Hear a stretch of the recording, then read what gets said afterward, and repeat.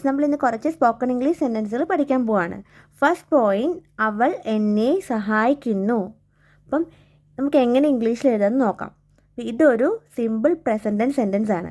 കാര്യം ഇപ്പോഴത്തെ ഒരു കാര്യമാണ് പറയുന്നത്. അവൾ എന്നെ സഹായിക്കുന്നു, ഇത് ഇപ്പോഴത്തെ ഒരു കാര്യമാണ്. അപ്പോൾ അതുകൊണ്ട് ഇതൊരു സിമ്പിൾ പ്രസൻറ്റ് സെൻറ്റൻസ് ആണ്. ഇപ്പം നമുക്ക് എങ്ങനെ ഇംഗ്ലീഷിൽ എഴുതാം എന്ന് നോക്കാം. അവൾ, ഷീ. എന്നെ എന്ന് പറഞ്ഞാൽ എന്താ? മീ. സഹായിക്കുക, ഹെൽപ്പ്.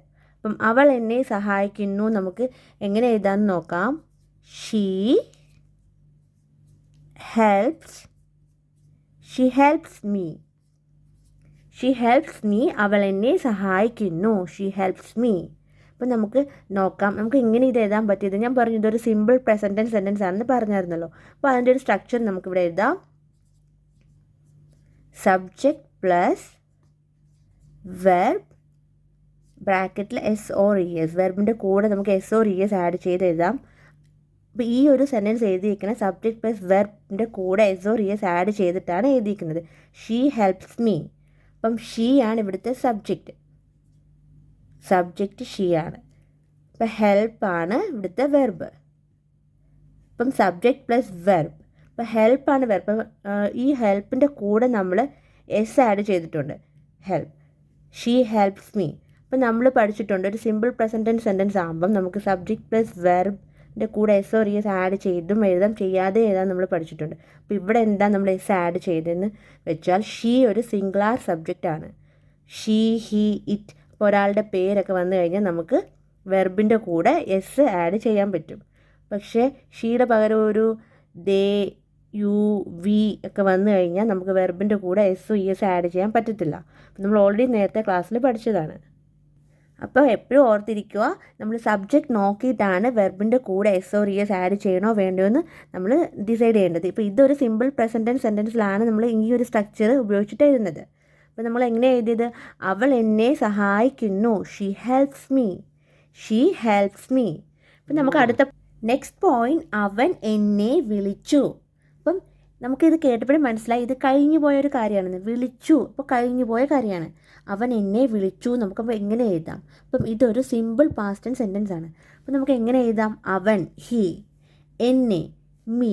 എന്നെന്ന് വെച്ചാൽ നമുക്ക് മീ എന്ന് പറയാം. വിളിക്കുക എന്ന് പറഞ്ഞാൽ എന്താ? കോൾ. അപ്പം നമ്മൾ കോളിനെ പാസ്റ്റ് ഫോം ആക്കിയിട്ട് എഴുതണം. അവൻ എന്നെ വിളിച്ചു. നമുക്ക് എങ്ങനെ എഴുതി നോക്കാം. ഹി, അവൻ. വിളിക്കുക എന്ന് വെച്ചാൽ എന്താ? കോൾ. അപ്പം നമ്മൾ വിളിച്ചു എന്നാണ്. അപ്പം നമ്മൾ കോളിനെ പാസ്റ്റ് ഫോമിലോട്ട് ആക്കണം. കോൾഡ്. നമ്മൾ ED യൂസ് ചെയ്തിട്ട് നമ്മൾ കോളിനെ പാസ്റ്റ് ഫോം ആക്കി. കോൾഡ് ആക്കി. He called. എന്നെ. അവൻ എന്നെ വിളിച്ചു. അപ്പോൾ ഹി കോൾഡ് മീ. എന്നെ എന്ന് പറഞ്ഞാൽ എന്താ? മീ. He called me. അപ്പം ഇത് ഞാൻ പറഞ്ഞു ഇതൊരു സിമ്പിൾ പാസ്റ്റ് ടെൻസ് സെൻറ്റൻസ് ആണെന്ന് പറഞ്ഞു. അപ്പം നമ്മളിത് ഏതൊരു സ്ട്രക്ചറിലാണ് എഴുതിയെന്ന് നമുക്ക് നോക്കാം. Subject plus past form of the verb. നമ്മൾ ഓൾറെഡി പഠിച്ചതാണ്. ഒരു സിമ്പിൾ പാസ്റ്റ് ടെൻസ് സെൻറ്റൻസ് എഴുതുമ്പോൾ ഒരു കഴിഞ്ഞു പോയ കാര്യം എഴുതുമ്പം subject plus past form of the verb. കാണുന്നില്ല നിങ്ങൾക്ക് അല്ലേ? ഞാനൊന്നും കൂടെ ഇങ്ങനെ ഓക്കെ ഇപ്പോൾ കാണുന്നുണ്ട്. Subject plus past form of the verb use ചെയ്തിട്ടാണ് നമ്മൾ ഈ ഒരു സ്ട്രക്ചർ എഴുതിയത്. അപ്പോൾ ഞാൻ ഒന്നും കൂടി ഇത് റബ്ബ് ചെയ്തിട്ട് എഴുതാം. ഇത് ക്ലിയർ അല്ലാന്ന് തോന്നുന്നു. Subject plus past form verb എന്ന് എഴുതാം.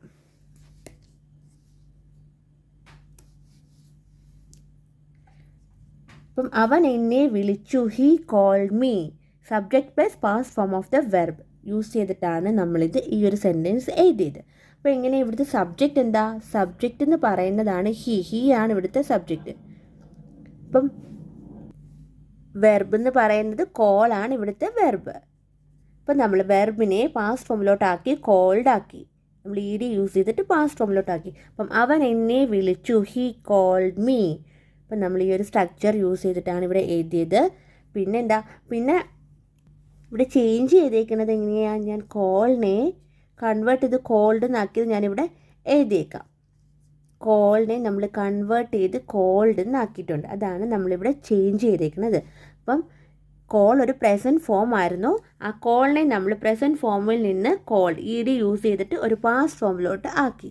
Past form of the verb ആക്കി. അപ്പം അവൻ എന്നെ വിളിച്ചു. He called me. നമുക്ക് അടുത്ത പോയിന്റ് പഠിക്കാം.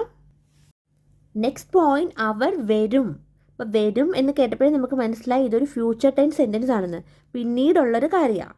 അപ്പോൾ നമുക്ക് എങ്ങനെ ഇംഗ്ലീഷിൽ എഴുതാം? അവർ, ദേ. വരിക, വരിക എന്ന് വെച്ചാൽ എന്താ? കം. അപ്പം അവർ വരും. അപ്പം നമുക്ക് ഫ്യൂച്ചർ ഫോമിലോട്ടാക്കിയിട്ട് ഈ സെൻറ്റൻസ് എഴുതണം. അപ്പം നമുക്ക് എങ്ങനെ എഴുതാമെന്ന് നോക്കാം. അവർ, ദേ. അപ്പം വരും, അപ്പം വരിക എന്ന് വെച്ചാൽ കം ആണ്. അപ്പം നമ്മൾ ആ കമ്മിനെ ഫ്യൂച്ചർ ഫോമിലോട്ടാക്കണം. അപ്പം അതിന് വേണ്ടിയിട്ട് നമ്മളിവിടെ വിൽ യൂസ് ചെയ്യും. ദേ വിൽ കം. അവർ വരും. They will come. അവർ വരും. അപ്പോൾ ഇവിടുത്തെ സ്ട്രക്ചർ നമ്മൾ എന്ത് ഒരു സ്ട്രക്ചർ യൂസ് ചെയ്തിട്ടാണ് എഴുതിയെന്ന് നമുക്ക് പറയാം. Subject plus future form. ഇത് എഫ് ആണേ. F. Subject plus future form of the verb use ചെയ്തിട്ടാണ് ഈ ഒരു സെൻറ്റൻസ് എഴുതിയത്. ഒരു ചെറിയ സെൻറ്റൻസ് ആണ്. ഞാനിതൊരു ജസ്റ്റ് മനസ്സിലാക്കാൻ വേണ്ടി പറഞ്ഞാൽ ഇതൊന്നും എഴുതേണ്ട ആവശ്യം ഇല്ല. ഇത് നമുക്ക് മനസ്സിലാക്കിയാൽ അത്രയും നല്ലതാണല്ലോ, അതുകൊണ്ട് പറയുകയാണ്. ഇപ്പം ദേ, സബ്ജക്റ്റ് എന്ന് വെച്ചാൽ ദേ ആണ് ഇവിടുത്തെ സബ്ജക്റ്റ്. ഇപ്പം നമ്മൾ future form of the verb എന്ന് പറഞ്ഞാൽ എന്താ? കം ആണ് ഇവിടുത്തെ വെർബ്. അപ്പം നമ്മൾ കമ്മിനെ, ഈ വെർബാണ് കം. അപ്പോൾ കമ്മിനെ നമ്മൾ ഫ്യൂച്ചർ ഫോമിലോട്ട് ആക്കാൻ വേണ്ടി നമ്മളിവിടെ വിൽ യൂസ് ചെയ്ത് എഴുതി. വിൽ. അപ്പം ഓർക്കുക, subject plus future form of the verb. അപ്പം നമ്മൾ ദേയുടെ കൂടെ, സബ്ജക്റ്റ് ആണ് ദേ, അപ്പോൾ ദേയുടെ കൂടെ വിൽ യൂസ് ചെയ്തപ്പം ഫ്യൂച്ചർ ഫോമിലോട്ടായി വിൽ. നമ്മൾ വെർബിൻ്റെ മുമ്പ് വിൽ യൂസ് ചെയ്തിട്ട് എഴുതുക. അവർ വരും. They will come. അവർ വരും. They will come. They will come. Next point പഠിക്കാം. നെക്സ്റ്റ് പോയിന്റ്, ഞാൻ ജോലി ചെയ്യുകയാണ്. അപ്പം ഇത് ഇപ്പോഴത്തെ കാര്യമാണ്, ഇപ്പോൾ ജോലി ചെയ്തുകൊണ്ടിരിക്കുകയാണ്. അപ്പം ഇതൊരു പ്രസൻറ്റ് കണ്ടിന്യൂസ് ടെൻസ് സെൻറ്റൻസ് ആണ്. അപ്പോൾ നമുക്ക് എങ്ങനെ ഇംഗ്ലീഷിൽ എഴുതാൻ നോക്കാം. ഞാൻ, ഐ. ജോലി എന്ന് പറഞ്ഞാൽ എന്താ? വർക്ക്. ചെയ്യുകയാണ്, ജോലി ചെയ്യുകയാണ്, ചെയ്തുകൊണ്ടിരിക്കുകയാണ്. അപ്പോൾ നമുക്ക് എങ്ങനെ ഇംഗ്ലീഷിൽ എഴുതാമെന്ന് നോക്കാം. I am working. ഇതൊരു സിമ്പിൾ സെൻറ്റൻസ് ആണ്. പക്ഷെ ഞാനിവിടെ ഒരു സ്ട്രക്ചർ കാണിച്ചിട്ട് എഴുതാൻ വേണ്ടിയിട്ടാണ്. Subject plus is or am or are plus verb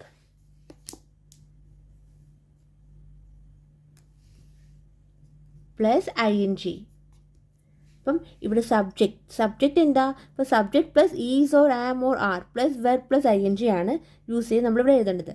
അപ്പം നമ്മൾ സബ്ജക്റ്റ് നോക്കുക. സബ്ജക്റ്റ് ആണ് ഐ ആണ് ഇവിടുത്തെ സബ്ജക്റ്റ്. അപ്പോൾ സബ്ജക്റ്റിൻ്റെ കൂടെ നമുക്ക് ഈസോ ആമോ ആറോ യൂസ് ചെയ്യാം. പക്ഷെ നമ്മൾ സെലക്ട് ചെയ്യണം ഏത് നമുക്ക് യൂസ് ചെയ്യാൻ പറ്റുമെന്ന്. അപ്പം ഇവിടെ ഐ ആണ് സബ്ജക്റ്റ്. അപ്പോൾ ഐയുടെ കൂടെ നമുക്ക് ഒരിക്കലും ഈസ് ആഡ് ചെയ്യാൻ പറ്റില്ല, ആർ ആഡ് ചെയ്യാനും പറ്റില്ല. നമുക്ക് ആമേ ആഡ് ചെയ്യാൻ പറ്റുള്ളൂ. അപ്പം ഇവിടെ ഞാൻ ആം എഴുതി. I am. പിന്നെന്താ? വെർബ് എന്ന് പറഞ്ഞാൽ വർക്കാണ് ഇവിടുത്തെ വെർബ്. അപ്പോൾ വർക്കിൻ്റെ കൂടെ ING യൂസ് ചെയ്തു.